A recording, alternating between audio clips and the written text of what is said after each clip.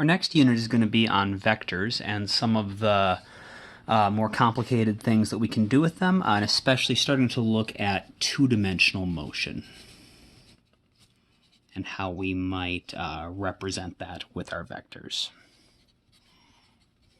So, vectors and two-dimensional motion. First off, just a reminder, so we know a vector is a quantity that has both a magnitude and a direction, and we can represent a vector, if we want to draw a vector, as an arrow. So vectors can be drawn as arrows.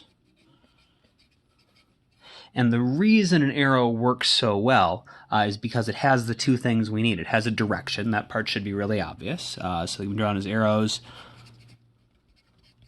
pointing in the correct direction.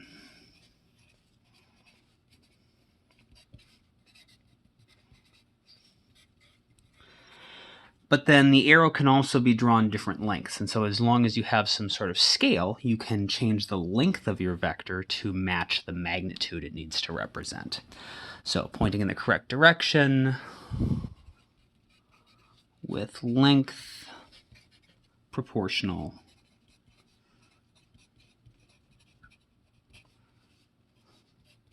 to the magnitude. When I say proportional, I do not mean that you have to get a ruler out and do it perfectly, but draw to the best of your ability, something that is roughly proportional. So say, for example, we wanted to draw a vector in two dimensions showing someone not just walking north, south, east, or west. So make a little compass here. But say someone instead was going to walk kind of at an angle, like this. So let's say they're going to go 10 meters. So we can draw an arrow pointing in that direction, showing that they started here and they walked 10 meters that way. And so this would be based on whatever our scale is, and so 5 meters would be half as long, 20 meters would be twice as long. When I'm drawing this, I also want to make sure that I actually label it. Even though it's roughly to scale, we want to put the number on there so people know exactly what it is. And we have to somehow indicate where we are in two-dimensional space, because we can't just use positive and negative anymore, because we don't just have east and west. We have all of the possible directions. And so we could measure this angle here to east, and let's say that's 20 degrees. This angle that we just measured here is really important. We call that the reference angle.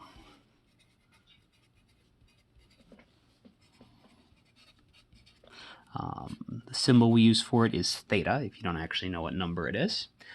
And the rule on the reference angle is it must always be measured from what we call the tail of the vector. So the tip is the pointy bit here. The tail is the non-pointy bit, the beginning of the vector. So the reference angle is always measured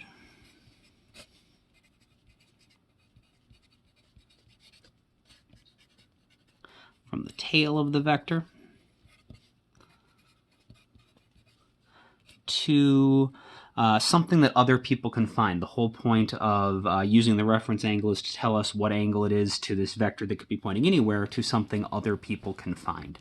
And so something like north, south, east, west, up, down, left, right, some sort of major direction, which is going to be one of the axes when we draw it like as a little graph like this. So must always be measured from the tail of the vector to a major axis. And so this vector, for example, could be written as 10 meters. And then if we're going to write this out in vector notation, I'm going to open up a bracket for my direction. I want to say 20 degrees. But of course, it's not just enough to say 20 degrees. I need to say 20 degrees from what? It's not even enough to say 20 degrees from east, though, because we could be 20 degrees to the north of east or 20 degrees to the south of east. And so I want to specify that this is specifically 20 degrees north of east.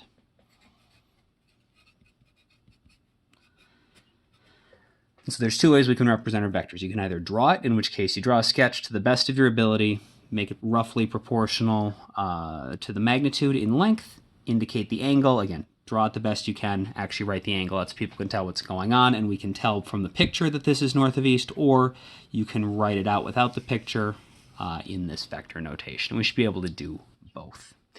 One quick thing about this north of east notation. For some people, this intuitively makes a lot of sense. For other people, they get a little confused on this. So I'm just going to quickly draw a little picture to show what the sort of 8 possible combinations we could get are. So if we have a compass,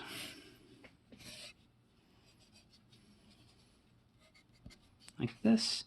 So we could have vectors going, any sort of direction, somewhere up into the northeast quadrant, southeast quadrant, southwest quadrant, northwest quadrant. And so we could measure these angles. And any given vector can be measured to 2 different axes. And both of these are going to indicate the exact same thing. But whereas this might be 50 degrees, this would be 40 degrees because they're going to add up to 90 degrees.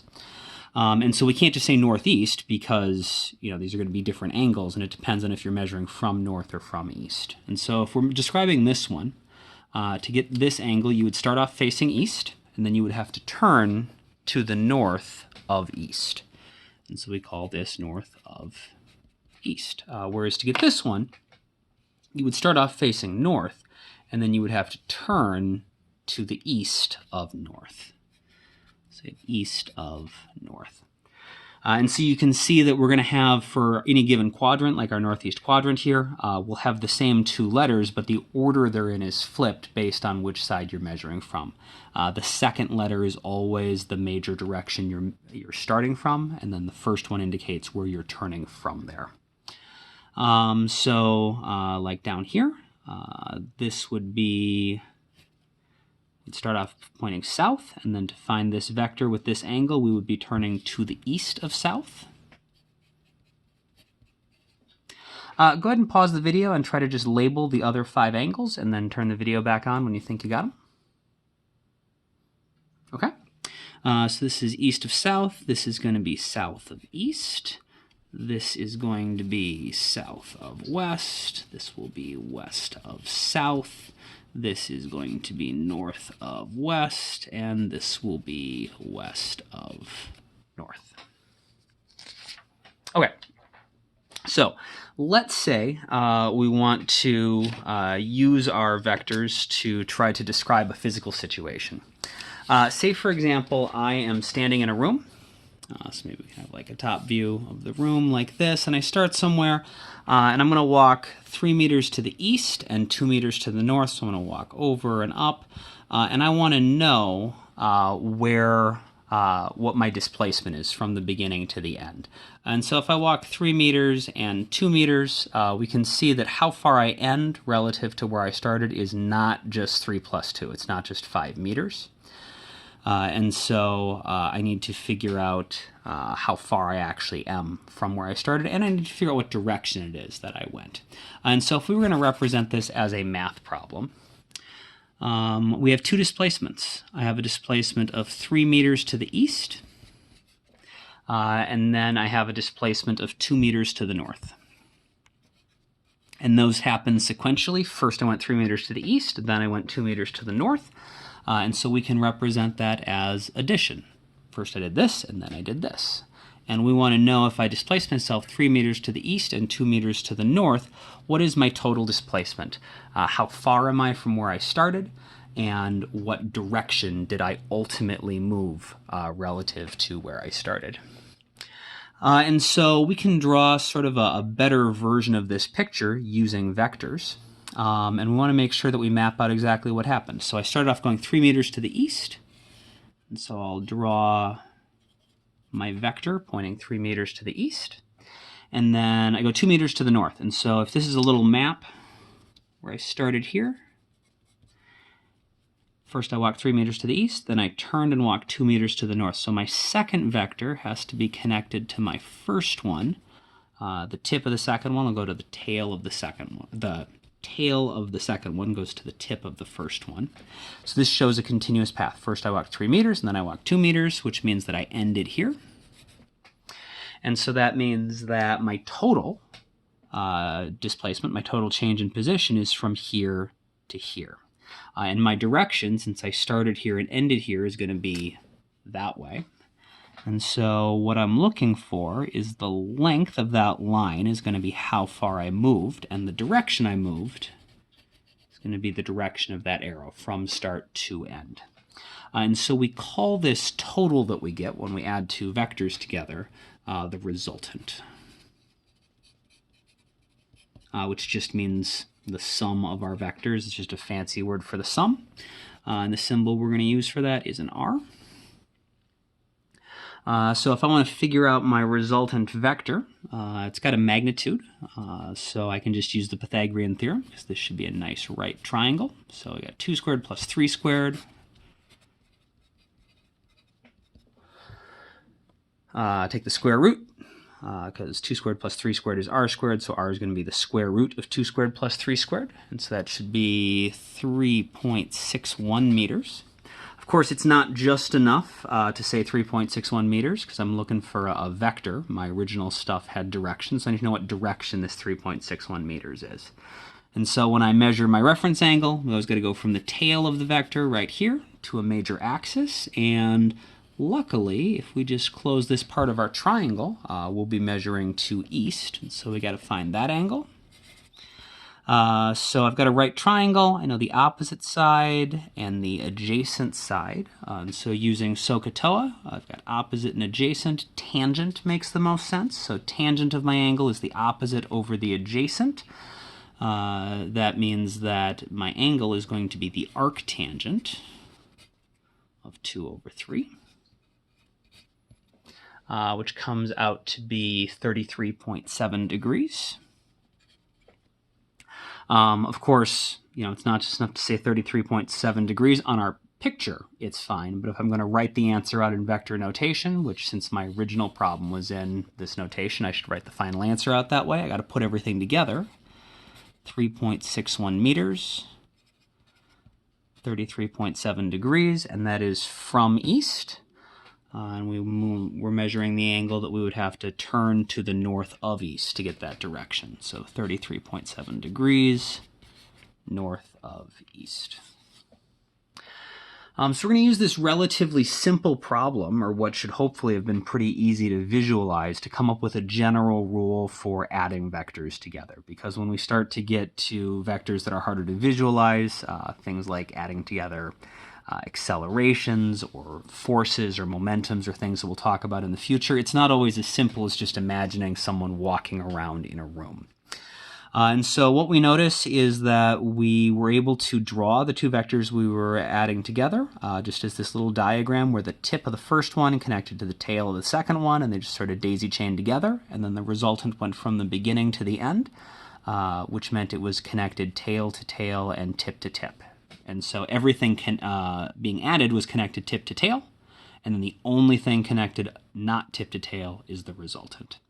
And so we call these tip to tail diagrams after the way that the ones being added together are connected, and we use them for adding vectors. So let's go over the rules for that quick.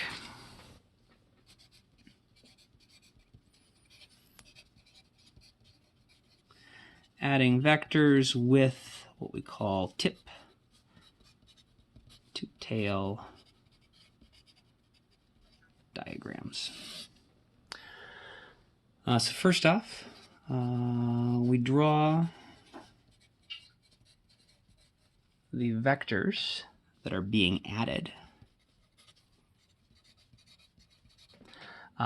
connected tip to tail.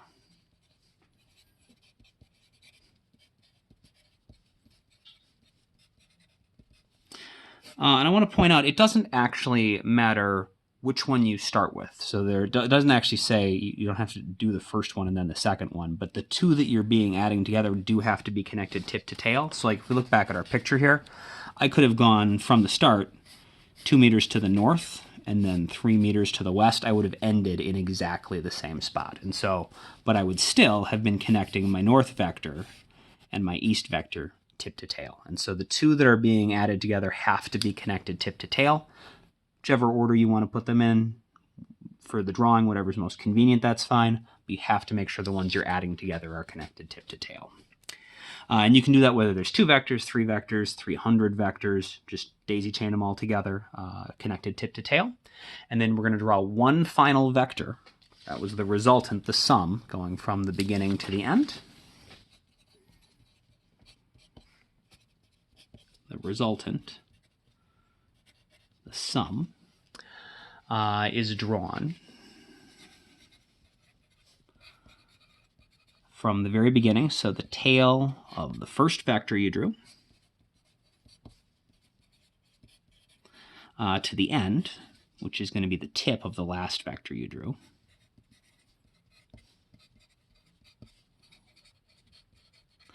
Which means that the resultant is going to be the one and only arrow in our diagram that's not connected to the others tip to tail. The resultant will be only vector connected tail to tail and tip to tip. Which is nice because if then someone forgot to label their diagram, you can still piece together what's going on because the resultant is going to stand out because it's the one that's connected differently than everything else. One other quick addition example I want to go over that just sometimes causes a little trouble when people are trying to draw it out is if you have a bunch of parallel vectors you're adding together. So say you are doing, I don't know, like 5 meters to the east plus 7 meters to the west. And say you needed to draw the full tip to tail diagram out in addition to coming up with the answer. Well, the problem is if we try to just draw this following our rule, so I draw my 5 to the east, and then I connect that tip to tail with 7 to the west, and then I draw my resultant from the tail of the first one to the tip of the last one, we can't, this is useless, right? Like we can't actually tell what's going on or where all the vectors are. And so if all of your vectors are parallel, we're just going to do a slight modification, a little trick. We're going to draw them parallel to each other, giving just enough space for us to see what's going on. So if they make a triangle, connect them truly tip to tip, tail tip to tail. But if they are going to be parallel, you can put just a tiny bit of space in to make it easier to see. So we would have like 5 meters to the east. And then since I don't want to draw right on top of my original vector, I just go just the tiniest bit below it. And then I can go 7 to the west. And now it's easier to see what's going on. Again, I don't want to like close this and make it at an angle. My resultant is going to be same thing, parallel. Sometimes putting a little dot between your two tails can help to see what's going on. Then I can draw my resultant. Again, you know, it's connected tail to tail and tip to tip, but it's just drawn slightly parallel to make it just a little bit easier to see what's going on. And now it's easy to tell what this is. Total 7, this much is 5, which means the resultant has got to be the difference. It's going to be 2. And so we know this vector is 2 meters long, and we can tell that it is pointing to the west. And so our answer is 2 meters west. And again, some of you, many of you, might have thought that that was obvious from the problem that, okay, 5 meters east, 7 meters west, obviously it's going to be 2 meters west. That's good. We're establishing a set of rules with things that are easy to visualize now so we can do more complicated problems later. And so some of you might think that I really need the diagram for this problem. Well, maybe for this problem you wouldn't have, but we're using this to illustrate a principle so we can see how to do more complicated problems later. All right, if we can do addition, subtraction shouldn't be too much of a leap. Let's think about what a subtraction problem might look like. Let's say we do 4 meters to the east minus 1 meter to the east. What's that going to be? Many of you look at this and you can probably already guess what the answer is going to be, which is good. Again, if we know what the answer is supposed to be, that means that we can tell that whatever system we're going to come up with actually works, and then we can hopefully use that to solve more complicated problems. So let's think about what this would physically mean, what the physical significance of this is. So 4 meters east minus 1 meter east would mean that we like walked 4 meters to the east. And then minus 1 meter would be like we unwalk 4 meters to the east. Oop. Unwalk 1 meter to the east. And of course, the way you would unwalk is, I mean, you could still face east, but you would walk backwards, right? That's how you would unwalk something. You would just take a step backwards instead of a step forwards. So that's the same as going backwards 1 meter. Of course, instead of actually facing east and walking backwards, it would be easier to just turn around and walk the direction you're going to go, which if you're facing east and going backwards is west. So this is the same as saying walk 1 meter west. And then we can think of it not as a subtraction problem, but an addition problem. Walk 4 meters to the east, and then, instead of unwalking 1 meter east, just walk 1 meter to the west. So 4 meters east plus 1 meter to the west should mean the same thing. And that should make sense because east and west are opposites, and we know that if this was like regular just math class and we said what is 5 minus -7, the way that we subtract a negative number is we add the opposite. You know that 5 minus -7 is the same as 5 plus 7. And so you get 12. And so we do that all the time in math. We subtract things by instead adding the opposite. So, of course, it works with vectors, too. And, of course, we could draw this out quick using our vector notation. Why don't you actually pause the video quick, and even though you can probably tell what the answer is, actually do the process of drawing the tip-to-tail diagram, make sure the diagram shows what you think the answer is supposed to be, and then unpause the video when you're ready. Okay, so 4 meters to the east. I want to go tip to tail, 1 meter to the west, and so I'm going to start here. I'm going to do my parallel trick again. Go 1 meter to the west. Try to make them roughly proportional. My resultant's got to go from the beginning to the end, so from the first tail to the last tip. Should be my resultant. We can see the length of this is going to be 4 minus 3, 4 minus 1, which is going to be 3. And so my final answer should be 3 meters, and this is pointing east. Which, again, many of you might have guessed. 4 east minus 1 east is going to be 3 east. That's good. It came out to be what we expected, which means that the system we came up with of adding the opposite should work. So formally, if we want to write that down as an actual rule, for subtracting vectors,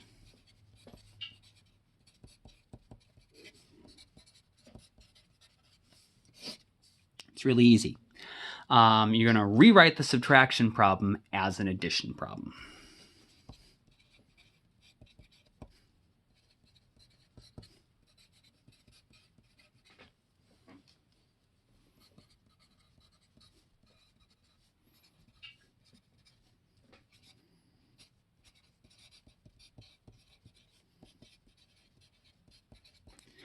And when we rewrite it as an addition problem, the only one we're going to switch to the opposite are the ones that were actually being subtracted.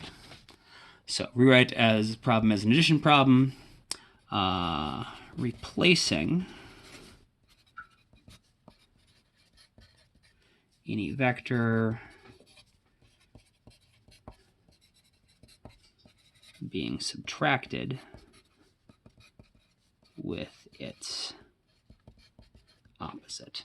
And then once you've got it rewritten as an addition problem, now we have a set of rules for solving an addition problem. Draw a tip-to-tail diagram, draw the resultant in, find the magnitude, find the angle, write it out in vector notation. And so solve as an addition problem. So we talked about the steps for that earlier, so we're not going to rewrite them. We should just maybe talk about, though, what the opposite of a vector is. If it's just like, east becomes west, north becomes south, that's easy. But if it's pointing at a weird angle, we should maybe clarify how do we actually find the opposite of a vector if it's some, weird angle at some, 30 degrees north of east or something. So just really quickly,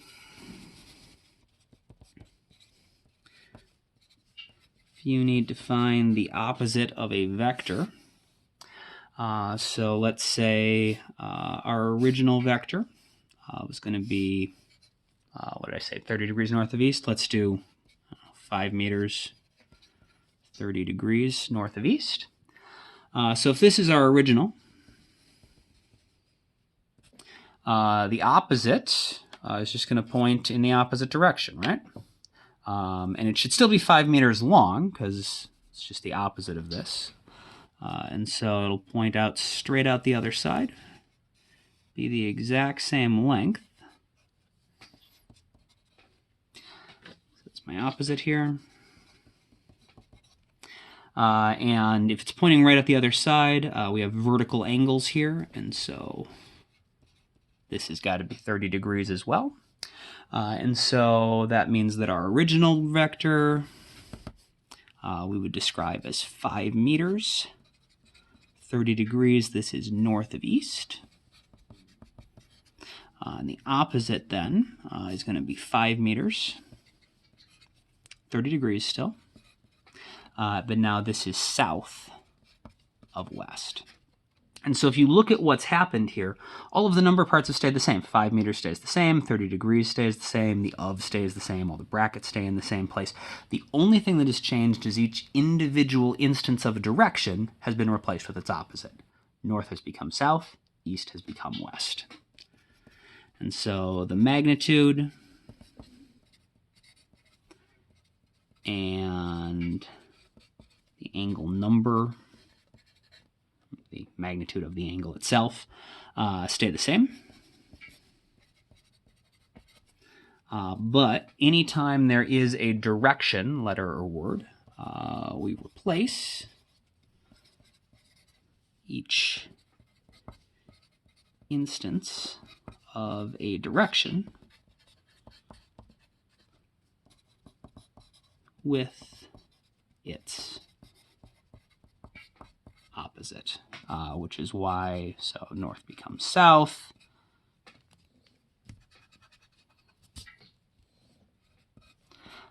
east and west would switch, up and down, etc. Any direction you could possibly have, you just replace it with its opposite.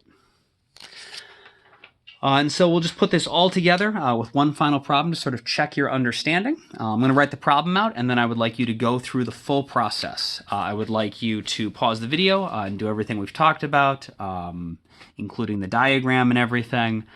Come up with an answer in proper notation. So the problem is going to be 7 meters to the south minus 12 meters to the east. I want to know what that's going to be. So even if you think you can sort of like jump through and you know like what you need to like calculate quick, actually practice the process of doing all the writing you need to do, doing all the drawing everything the correct way with actual arrowheads, because as we get to more and more complicated problems, we need to be able to do that. So go ahead and pause the video and solve this problem.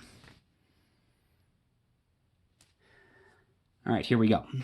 It's a subtraction problem, which means we need to rewrite it as an addition problem. When we rewrite it as an addition problem, everything stays the same, except we need to replace the thing we are subtracting with adding its opposite.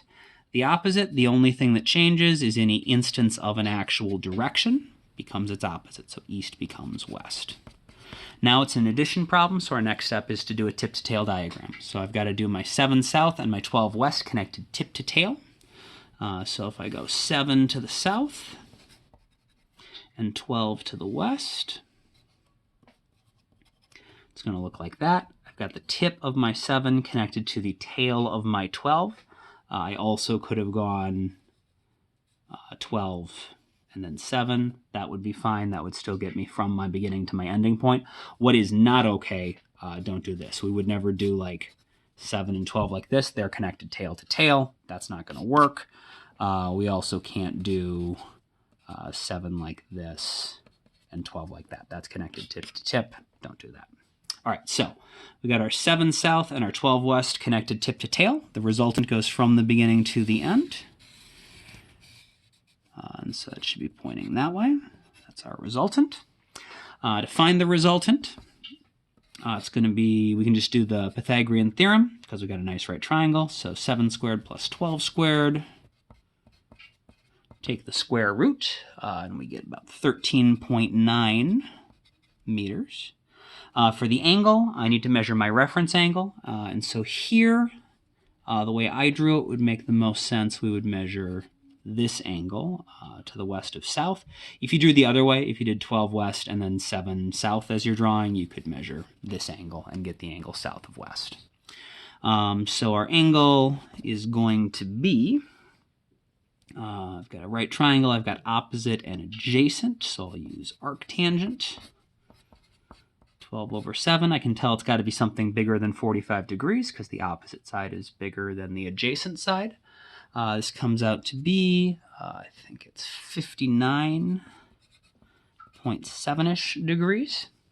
And then you could rewrite this entire thing in vector notation. Remember, this is not enough. If you just, because to write it out fully, we can't just say 13.9 meters, 59.7 degrees, because we don't know 59.7 degrees from what. But we can, rather than rewriting everything, we can just tack on the direction here. And then if you stack your work like this so that the two parts wind up on top of each other, you can just cleverly circle that whole thing.